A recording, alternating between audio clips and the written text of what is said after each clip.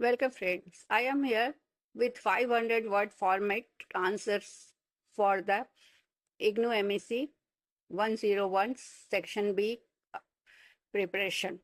So some questions are discussed here. So first question is explain the properties of indifference curve. Indifference curve shows the combination of two goods. We all know that gives consumer equal satisfaction.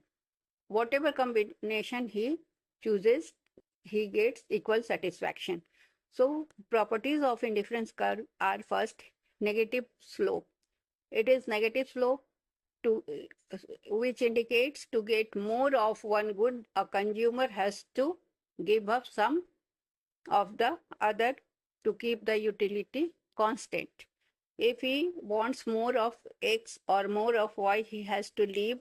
If he wants more X, then he have to leave some Y to get more X, so that his utility remain constant. Second is it is convex to the origin. This is due to the diminished marginal rate of substitution, that is MRS, diminished MRS. As a consumer gets more of good X, they are willing to give up less of good Y for additional unit of X. Third is indifference curves never intersect. If they crossed or intersect, it would violate the axioms of transitivity and consistency. So a higher indifference curve must show or represent higher utility. So this is the 500 word answer for indifference curve.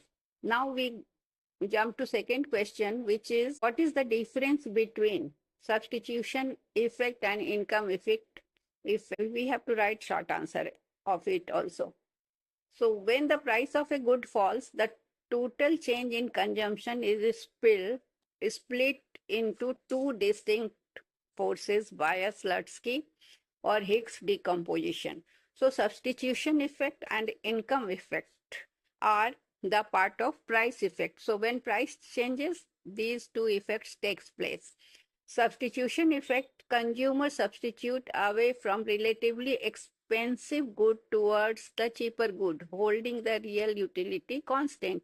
This effect is always negative. Price and quantity move in opposite directions. Means when price rises, quantity purchased is lowers, and when price falls, quantity purchased is greater or more. Income effect, the price drop increases the consumer's real purchasing power. Now he is able to purchase more things when price drops. His real income increases. For normal goods, this increases demand, and for inferior goods, it decreases demand and consumer shifts to some other things, which is better than inferior good. Question number 3. We have discussing short answer type questions. So it is very short answer. Describe the features of Bertrand Duopoly model. The Bertrand Duopoly model is an oligopoly framework where firms compete on price rather than quantity. Bertrand CUET has competition for quantity, not price. So Bertrand competes for price rather than quantity. Its assumption is firms produce homogeneous product and have identical marginal cost and possesses perfect information of other firms. So what is the result? Result outcome is Bertrand paradox. I have made a single video on Bertrand paradox. You can see there. So each firm in Bertrand paradox, each firm attempts to undercut the other to capture the entire market. This price war continues until the price equals to marginal cost. So Bertrand paradox has P is equal to MC. Despite having only two firms, the market achieves perfectly competitive equilibrium, resulting in zero economic profit. In perfect competition, price is equal to MC, so there is zero economic profit. Next question we will discuss here is what is envelope theorem in macroeconomics. The envelope theorem explains in economics because it is a mathematical presentation. So envelope theorem is a mathematical tool that simplifies how an optimized value function changes when an exogenous parameter changes.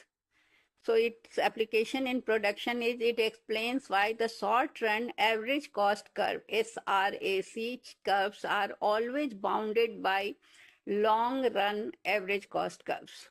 The envelope is the long-run average cost curve forms an envelope which is tangent to all short-run cost curves. So with respect to all possible short-run average cost curves, it will be shown in the figure. I will show the figure. At the point of tangency, the marginal change in total cost with respect to output is identical, whether a factor like capital is fixed or variable. So envelope curves is long-run average cost curve, which envelopes all the short-run average cost curves. It is tangent to all the SRAC curves, and when at the point of tangency, marginal change in total cost with respect to output is identical. Next question is explain the concept of moral hazard in asymmetric information. Moral hazard occurs after a transaction or contract is signed when one party is on more risk because someone else bears the cost of risk. So here what happens? One party takes on more risk because someone else bears the cost of that risk. What is the mechanism? It stems from hidden actions. For example, an individual with comprehensive car insurance might drive less carefully or park in unsafe areas because he is relaxed and he knows the insurance company will cover the damage. So what is the solution? Insurers use deductibles, co-payments, and performance-based incentives to mitigate the opportunistic behavior. So these are 5 important questions which will be important for second part of the MEC 101. Go through it, and if you like it, please share and subscribe with your friends.